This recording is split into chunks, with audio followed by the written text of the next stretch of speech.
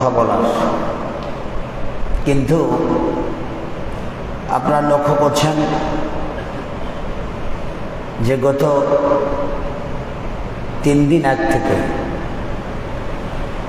আমাদের পার্শ্ববর্তী দুটি দেশ একটা যুদ্ধে লিপ্ত হয়ে গেছে। ইতিমধ্যে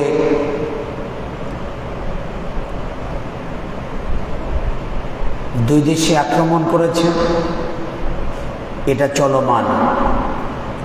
এ বিষয়ে আমাদেরকে কিছু কথা বলার দাবি রাখে বিধায় আজকে গাজওয়া হিন্দ সম্পর্কে কিছু কথা আমরা বলবো। বিমাশিয়াতিল্লাহ বিইজনিল্লাহ।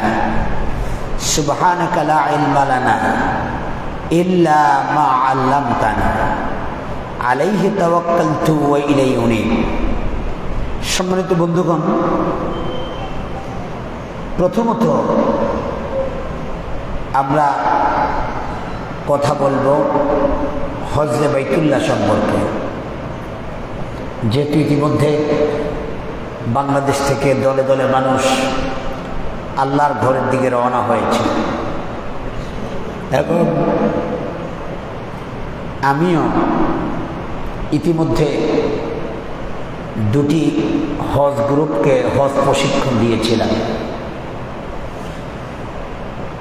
এই জন্য হজ এমন একটা ইবাদত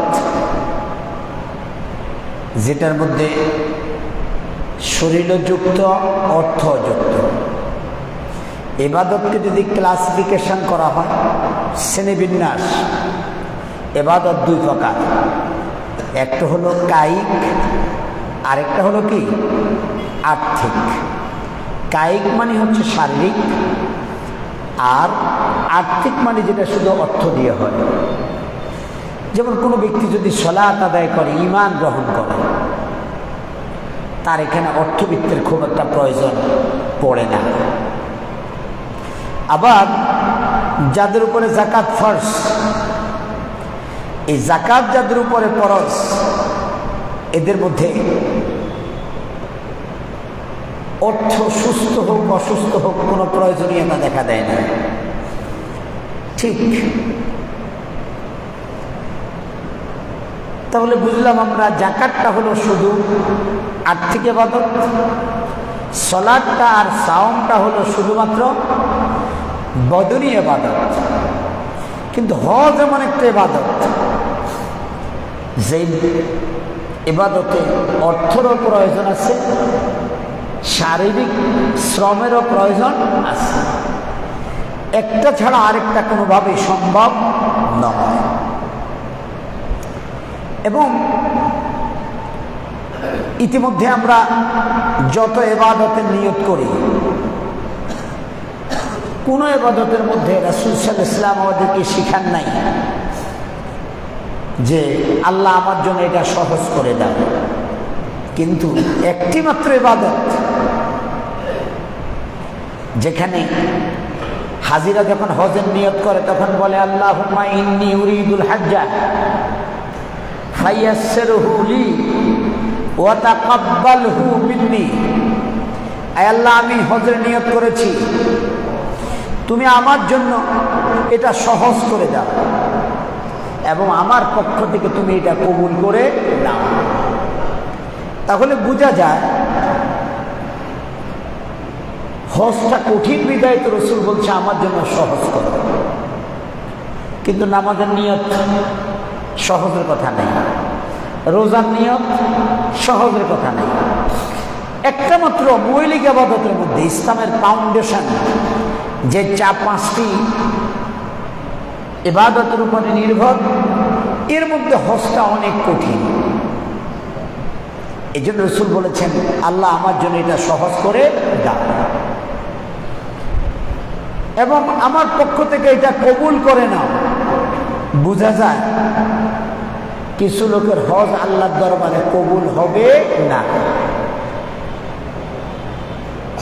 কারণ হজের আগে সে তার নাম ক্যাম্পিং করে, আমি হাজী সাহেব, আলহাজ সাহেব, আছে না নাই? আছে। আগেই ওই যে ছোটকালে একটা চুটকি দেখেছি, বোধহয় ছাত্র সংবাদে অথবা কিশোর কণ্ঠের মধ্যে, একজনের সাথে জিজ্ঞেস করলো, ভাই আপনার নাম কি? তখন বললো, আমার নাম হাজি অমুক। কবে আপনি আমার নাম জিজ্ঞেস করছেন, আচ্ছা আপনার নামটা কি? উনি কয়, আমার নাম হলো নামাজি অমুক। তো বললেন যে ভাই আপনি নামাজি বললেন কেন? বললো, আপনি হাজি বললেন কেন? বললো, আমি হজ করেছি, এই জন্য আমি হাজি দাবি করছি। তো উনি বলে যে আপনি জীবনে হজ করেছেন একবার যদি হজ করে আপনি হাজি দাবি করতে পারেন, আমি দৈনিক 5 ওয়াক্ত নামাজ পড়ি, আমি নামাজি দাবি করলে কবিরা গুনাহ হয়েছে নাকি? আমার বুঝে দেয় না। এটা পাক ভারত বাংলাদেশে এই হাজি নামটা লেখা হয়, আর কোন দেশে হাজি নামের তেমন কোনো গুরুত্ব নেই। অথচ আল্লাহ বলছে কি, ওয়াতিমুল হজ্জ ওয়াল উমরাতা লিল্লাহ, তোমরা হাজি হওয়ার জন্য হজ উমরা করিও না, তোমরা তোমাদের নামের বহর বাড়ানোর জন্য হজ করিও না। তোমরা যদি হজ করা আল্লাহ তৌফিক দেয়, তাহলে ওই হজ উমরা কেবল আল্লাহর জন্যে তোমরা করো। ওয়াতিমুল হজ্জ ওয়াল উমরা লিল্লাহ, তোমরা পূর্ণ করো হজ এবং উমরা কার জন্য? আল্লাহর জন্য। এরপরে আল্লাহ তাআলা আরেক জায়গায় বলেছেন, ওয়ালিল্লাহি আলান নাসি হজ্জুল বাইত মান ইসতাতা ইলাইহি সাবিলা। এটা হলো সূরা আলে ইমরানের আয়াত নম্বর 3। আল্লাহ আয়াত নম্বর 97 আল্লাহ পাক বলেছেন, তোমরা আল্লাহর জন্য, আল্লাহর উদ্দেশ্যে আল্লাহর ঘরের হজ সম্পাদন করো। এটা আমি আল্লাহ তোমাদের উপরে অর্ডিনেন্স করে দিলাম, ফরজ করে দিলাম। তাহলে এই আয়াতে বলা হলো হজ করতে হবে আল্লাহর জন্য, নিজের নামের সাথে হাজি লেখার জন্য নয়। তাহলে তো সবাই, একজন লোক রোজাদার রাখছে, তার নামে যে আগে লিখতে হবে রোজাদার অমুক। একজন জিকির করছে, তার নামের উপর দেখতে হবে জিকিরকারী অমুক। বেজাল আছে না নাই? এই জন্য আমরা পারতপক্ষে এটা বলবো না, অন্তত নিজেরা নিজেদেরকে বলবো না।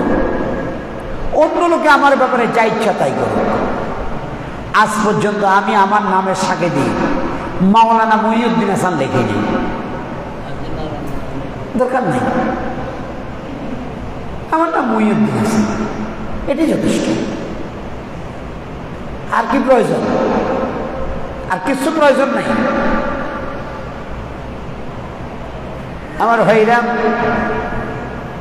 আল্লাহ রাসূল সাল্লাল্লাহু আলাইহি সাল্লাম বলছেন, কোন ব্যক্তির উপরে যে হজ ফরজ হয়, প্রশ্ন করতে পারেন কার উপরে হজ ফরজ?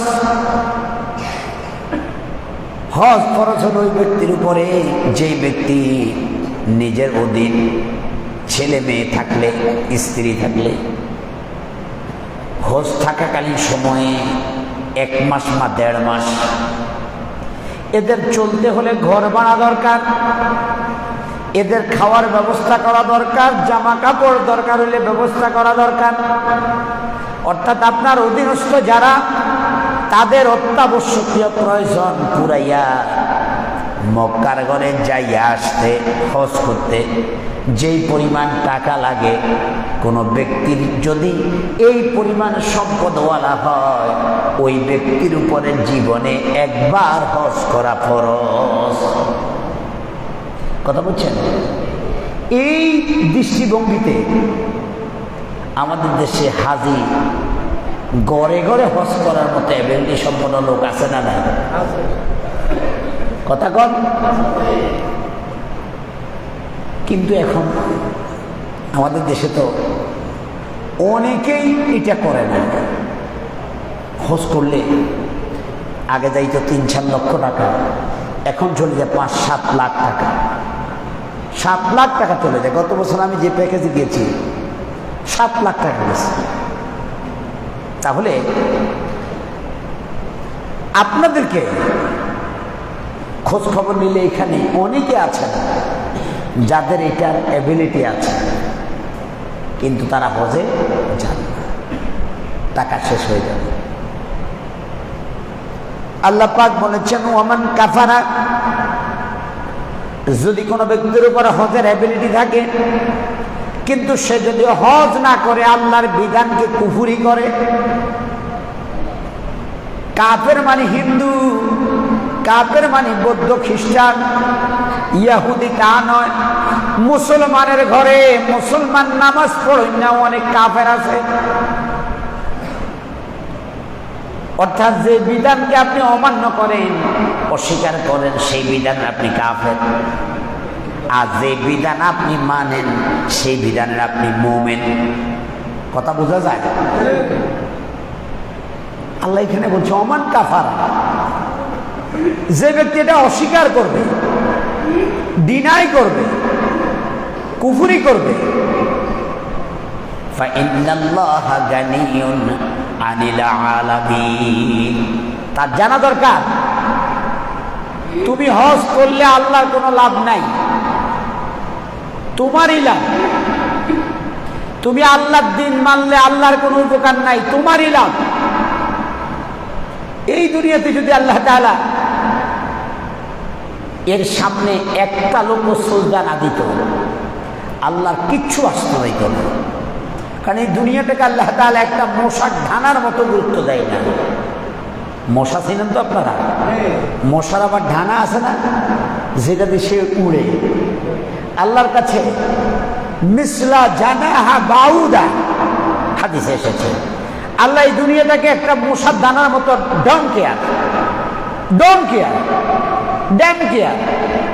আল্লাহ এদিকে কোনো খেয়াল নেই।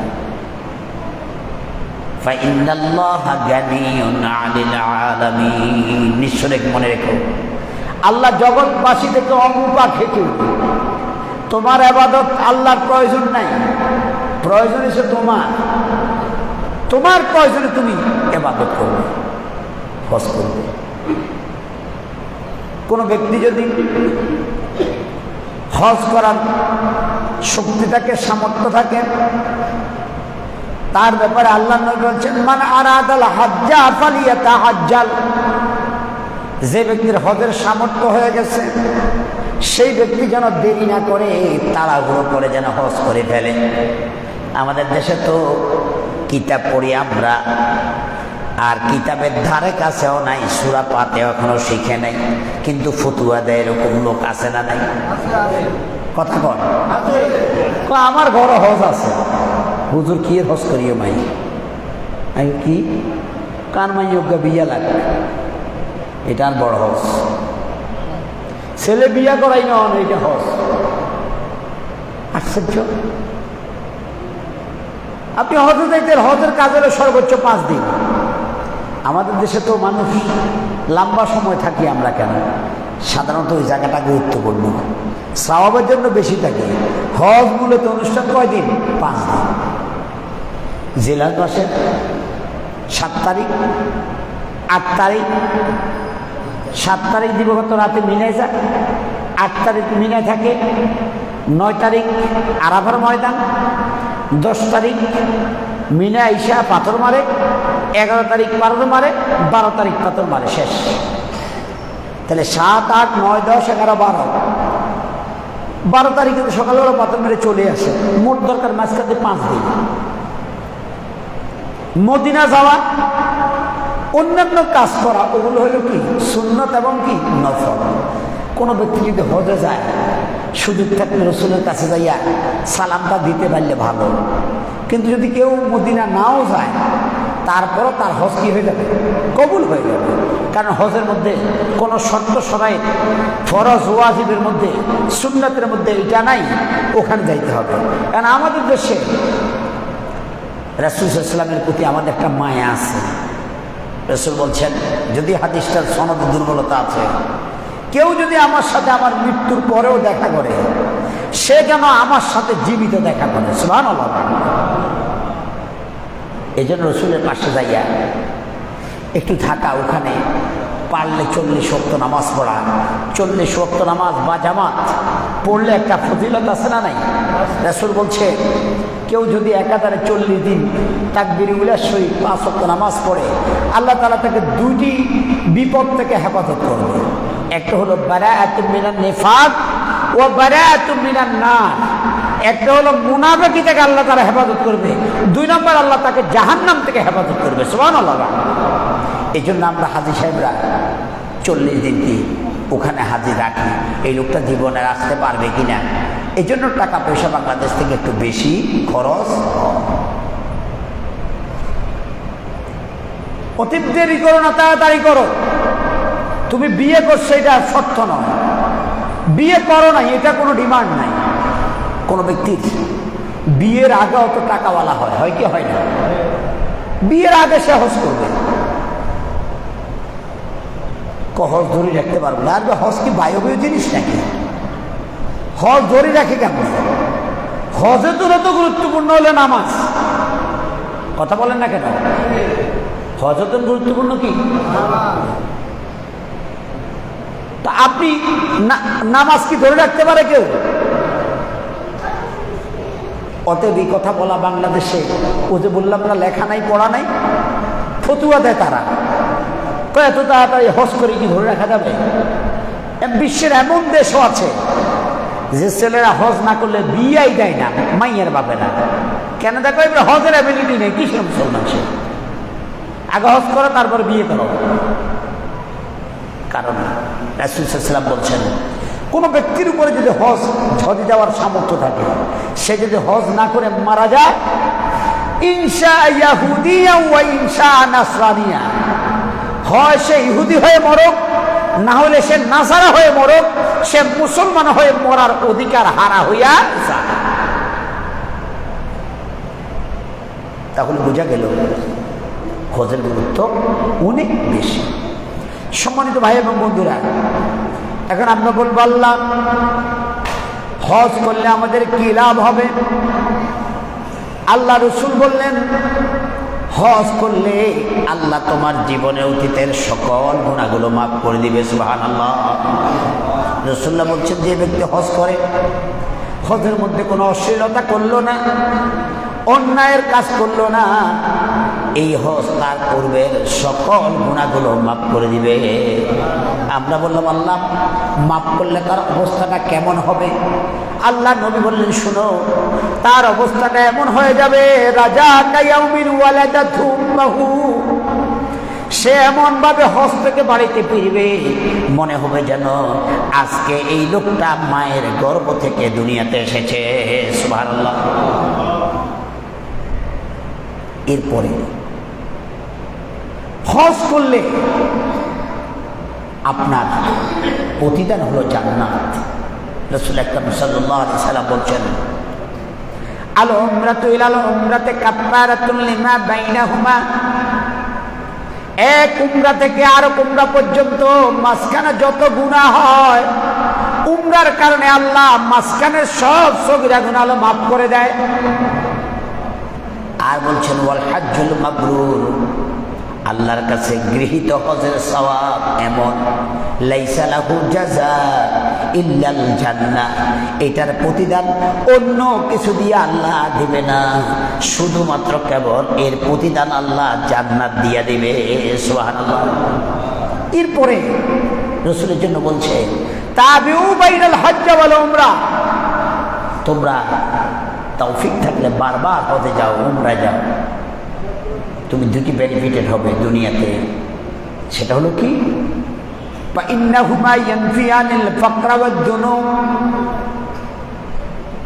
হজ তোমাকে দুইটা জিনিস থেকে সেভ দেবে, একটা হলো দারিদ্রতা থেকে, আরেকটা হলো তোমাকে গুনাহ থেকে।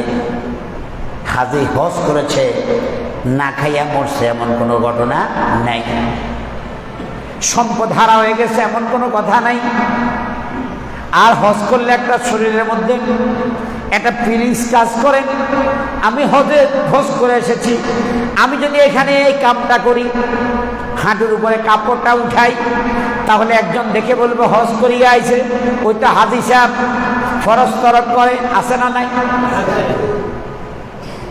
এই জন্য সে ইচ্ছা করে কোনো গুনাহতে লিপ্ত হতে চায় না। এই জন্য এই দুটা জিনিস হজ তোমাকে সেভ দেবে। এরপরে এই দুনিয়াতে যত নেকামল আছে, সবচেয়ে নেকামল, গুরুত্বপূর্ণ নেকামলের তালিকা আছে কি? হজ। আল্লাহ নবীর কাছে জিজ্ঞেস করা হলো কোন আমল উত্তম? আল্লাহ নবী প্রথম বললেন আল্লাহ এবং তার রাসূলের প্রতি ঈমান। বলল তারপরে কোন আমল উত্তম? বলল আল্লাহ রাস্তায় জিহাদ। আল্লাহ রাস্তায় কি? জিহাদ। এটা বাংলাদেশে কইলে জঙ্গিবাদ, মৌলবাদ। কয় কি কয় না? কথা কন না কা? কয় কি কয় না? বালা বালা মুসল্লি কয়। আগে কইতো একদম, অহন কয় আরব দল। মনে হয় না আপন জমজ ভাই। যেরকম বিশ্বে ইহুদিরা হামলা করছে মুসলমানদের জায়গাতে ফিলিস্তিনে, আর জমজ ভাই হিন্দুরা হামলা করতেছে আমাদের ভারতে মুসলমানদের বিভিন্ন উপাসনালয়, ঠিক কিনা? জমজ ভাই। রাসূল বলছে এই দুই দল আমাদের চরম দুশমন। একদল ইহুদি আর একদল কি? মুশরিক, যারা শিরক করে। এই দুই দল হলো মুসলমানদের চিরচেনা দুশমন। এরা কোনোদিন তোমাদের আপন হবে না, এরা তোমাদের বন্ধু হবে না। যারা এদেরকে বন্ধু বানায়, যারা এদের কাছে আশ্রয় চায়, ওরা হলো ওদের আপনজন, ওদের প্রিয়জন। এদের সাথে মুসলমানদের কোনো সম্পর্ক থাকার বৈধতা নাই। কোন মুসলমান এদের সাথে কোনো সম্পর্ক রাখতে পারে? বেদিনী। সম্মানিত ভাই এবং বন্ধুরা, রাসূল বলছেন দ্বিতীয়টা হলো আল্লাহর রাস্তায় জিহাদ, 3 নম্বর হলো হজ, সবচেয়ে গুরুত্বপূর্ণ আমলের মধ্যে। এজন্য আমার কিছু ভাই আছে হজে এত টাকা খরচ হয়। আরে ভাই, হজে যে খরচ হয় এটা লাভ কি জানেন? আল্লাহ রাসূল সাল্লাল্লাহু আলাইহি সাল্লাম বলছেন আন-নাফকাতু ফিল হজ, আন-নাফকাতু ফিল হজ কান-নাফকাতি ফি সাবিলিল্লাহি বি-সাবঈমিআতা যাফ। হজের মধ্যে যে টাকাটা খরচ হয়, 1 টাকায় আল্লাহ তাআলা 700 টাকা সওয়াব দিয়ে দেয়। সুবহানাল্লাহ। আর এমন একটা ঘর, যে ঘরের দিকে তাকাইলে গুনাহ মাফ হইয়া যায়। আল্লাহু আকবার। 3 দিকে তাকাইলে গুনাহ মাফ হয়। হাদিস দ্বারা প্রমাণিত। এক হলো সন্তান তার মা বাবার চেহারার দিকে তাকাইলে, সন্তান তার মা বাবার চেহারার দিকে তাকাইলে গুনাহ মাফ হয়ে যায়। কোন লোক যদি কোরআন পড়তে পারে না, অথবা কোরআন পড়ে অধ্যয়ন করে, কোরআন দিকে তাকাইলে আল্লাহ গুনাহ মাফ করিয়া দেয়। সুবহানাল্লাহ। আর আপনি এমন একটা দল করেন যেই দলে কোরআন পড়তে বলে না, যেই দল কোরআন পড়তে বলে আপনি তাদেরকে ইগনোর করেন, অস্বীকার করেন, বিভিন্ন হাবিজাবি কথা বলেন, তাদের পথরুদ্ধ করেন। অথচ এই কোরআনের দিকে তাকাইলে কি হয়ে যায়? গুনাহ মাফ হইয়া যায়। আরেকটা হলো আল্লাহর কালো ঘর। আপনার ছবিতে যারা যান নাই দেখতেছেন, এই কালো ঘরটার দিকে তাকাইলে আল্লাহ গুনাহ মাফ করে দেয়। সুবহানাল্লাহ। এবং ওই জায়গাটা হলো দোয়া কবুলের জায়গা। আল্লাহু আকবার। দোয়া কবুল হওয়ার রাসূল বলছেন আল হুজ্জাজ ওয়াল উম্মার ওয়াবদুল্লাহ। হজকারী আর উমরাকারী হলো যারা যায়, এরা হলো আল্লাহর দলের লোক, এরা আল্লাহর প্রতিনিধি দল। দাআহুম ফাআজাবুহু ওয়া সাআলুহু ফাআতাহুম। রাসূল বলছেন এরা হজে যাইয়া যত দোয়া করা হয়, যত দোয়া তারা করে এবং তারা আল্লাহর কাছে যা চায়, আল্লাহ তাদের সকল দোয়া কবুল করে। সুবহানাল্লাহ। এটার জ্বলন্ত প্রমাণ গত হজ আমার নিজের চোখে দেখা। গত বছর হজে আমি যে খিমাতে ছিলাম, ওই খিমাটা একটা কোম্পানি, হাজী সাহেবদের কোম্পানি আছে, মুআল্লিমদের। এখানে 10,000 হাজি থাকবে। তো এদের জন্য একটা বড় মসজিদের খিমা আছে, আমরা জায়গার কারণে ওখানে ঢুকে গেছি আর আমাদেরকে বের করে দেয়নি। তা আমি ওখানে দোয়া পরিচালনা করেছি, আলোচনা করেছি। সিংহবাগ হাজিরা সাহেব ছিল বাঙালি, চতুর্দিকের হাজার হাজার হাজি এসেছে। আমরা সেখানে বাংলাদেশের পাইলটা নিয়ে শুধু আল্লাহর কাছে দোয়া করেছি, আল্লাহ এই বাংলাদেশটাকে তুমি আমাদের কথা বলার স্বাধীনতা দাও। এই কথা বলার পরে পুরা হাউসের মধ্যে এত কান্না হয়েছে, আমার মনে হয় কোনো পাষাণ হৃদয় যার চোখ থেকে পানি বাইর হয়নি এমন ছিল। আমাকে গতকালকেও আমি একটা হজ প্রশিক্ষণে, যারা এই বছর হজে যাবে, আমাদের চাটকিল স্কাইভিউ সাইনিজ স্টুডেন্টে, ওই হজের আমি প্রশিক্ষক তাদের, ওই প্রশিক্ষণে একজন আসতে বলছে, হাসান ভাই মনে আছে আমি কোনটা? আপনার সাথে তো 2 বার হজ করেছি। গতবার আপনি যখন বাংলাদেশের কথা বলেছেন, আল্লাহ বাংলাদেশের দিনদারকে তুমি একটু মুক্ত করো, একথা বলার লগে যে কান্না গোলটা পড়েছে, মনে ওই চোখের পানি আল্লাহ তাআলা বাংলাদেশের উপরে পাঠাই দিয়েছে। এই জন্য প্রিয় ভাইরা, যাদের তৌফিক আছে একটু হজে যান। সর্বশেষ কথা, আমাদের হাতে সময় কম, আমরা সিদ্ধান্ত নিয়েছি, সেদিন আমাদের মসজিদে একটা মিটিং হয়েছে, সেই মসজিদে এমন 2 জন ভাই বলেছেন আমরা মসজিদে নাকি জামাতে দেরি করি। ওই ভাইরা আসলে আমাদের এখানে নিয়মিত মুসল্লি, অন্তত জুমাবারে আমি দেখি না। এমন ভাইদেরকে আমি প্রশ্ন করতে দেখেছি, সমালোচনা করতে দেখেছি, ওরা আমাদের এখানে নামাজই পড়ে না। ডাইরেক্ট বললো যে নামাজ এখানে দেরি হয় কেন? এখন প্রশ্ন হলো, আমাদের মসজিদ কমিটির সভাপতি সাহেব অত্যন্ত চৌকস মানুষ, আল্লাহ তাকে নেখায়ের দ্বারা উনি চমৎকার জবাব দিয়েছেন, চমৎকার জবাব। উনি বাংলাদেশে আমি প্রচুর মসজিদে নামাজ পড়েছি, ইমার উপর খবরদারি এটা নাই।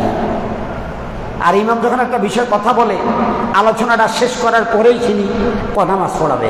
আমি বললাম, নামাজের টাইম দেওয়া হয়, এটা কোনো অফিস আদালতের টাইমের ব্যাপার নয়, এটা মূলত মক্কা মদিনাতে নামাজের টাইম নেই, আছে আজানের টাইম।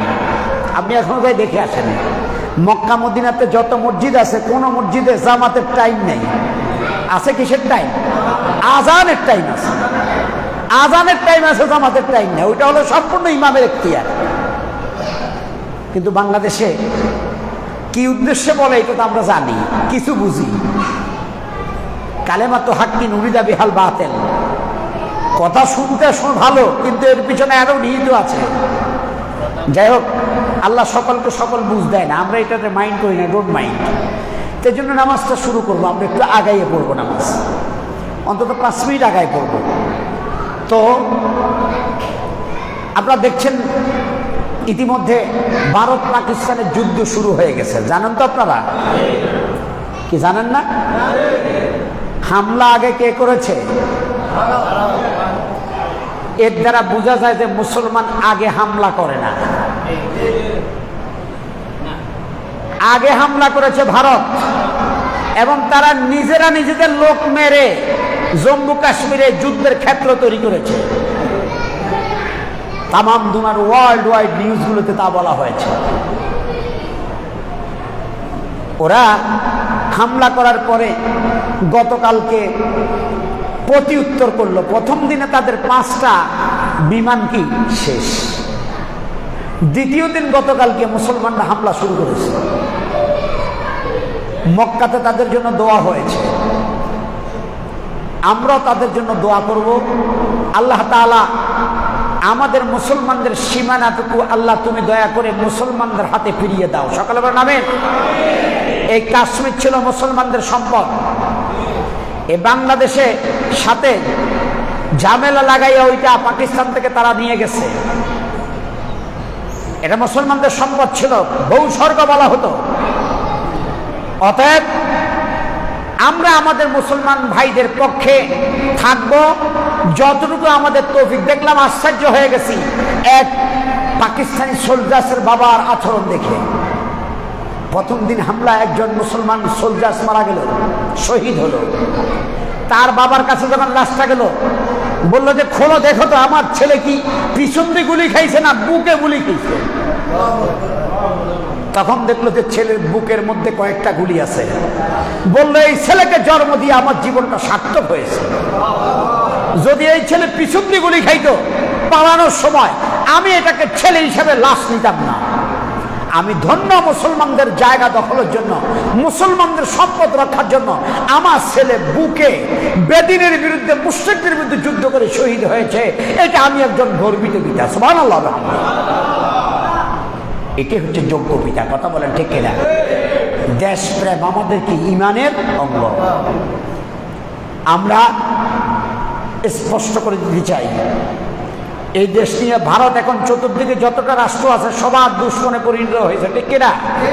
আমাদের দেশে তারা পানি বন্ধ করে আমাদেরকে কষ্ট দিয়েছে। আজকে ইউনূস সরকার সিদ্ধান্ত নিয়েছে এই বানটা তারা দেবে। এখন তাকে করতে দেবে কিনা দুশ্মনেরা, আমরা সন্দিহান। তারপর আমরা চাই ইউনূস সরকার আরো কিছুদিন ক্ষমতা থাকবে এবং ফ্যাসিস্টদের বিচার হবে, এই বান নির্মাণ হবে, তারপরে আমাদের ভোট হবে। এতে আমাদের কোনো আপত্তি থাকবে না। কথা বলেন ঠিক কিনা? ভারত সবসময় দাদাগিরি দেখে আমাদের উপরে জুলুম করছে। আর গজওয়ায়ে হিন্দ, হিন্দুস্তানে একটা যুদ্ধ হবে, সেই যুদ্ধের পূর্বাভাস লক্ষ্য করছি আমরা। এই যুদ্ধে আল্লাহ রসুল বলছে যারা ঈমান নিয়ে বেদিনদের বিরুদ্ধে লড়াই করবে, আল্লাহ তাদেরকে জাহান্নাম থেকে বাঁচাইয়া জান্নাত নিশ্চিত করে দিবে। সুবহানাল্লাহ। এবং হিন্দুস্তানের এই জালিম শাসকদেরকে তারা ঘাট ধরে ধরে মারবে। ইনশাল্লাহ হয়তো সেই ক্ষেত্র তৈরি হবে। ভারতের দাদাগিরি, মুসলমানদের উপরে নির্যাতন, এটা আমাদের মসজিদ ভাঙা, আমাদের শত শত মসজিদ তারা ভেঙেছে, আমাদের কবরস্থানগুলো তারা বুলডোজার দিয়ে গুড়াই দিচ্ছে, আমাদের মাদ্রাসাগুলো, ওয়াক্ফ সম্পত্তিগুলো কিছুদিন আগে তারা আইন করে দখল করছে। এটাকে আপনারা জানেন? এটাকে জানেন আপনারা? অতএব আমরা তাদের জন্য দোয়া করতে হবে, আল্লাহ আমাদেরকে কবুল করুন।